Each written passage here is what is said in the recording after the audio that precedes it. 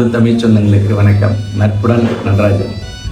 உறவுகள் இப்போல்லாம் பேருக்கு போயிட்டு பேருக்கு வர்ற மாதிரி இருக்குது. இப்படியே நீங்கள் விட்டுட்டிங்கன்னா இன்னும் கொஞ்சம் நாளில் அதுவும் இருக்காது. இந்த காலத்துலலாம் கல்யாணம்ட்டா பந்தக்கால் நடுறப்பே நம்மளுடைய நெருங்கிய உறவுகள் அத்தனையும் வந்துடும்.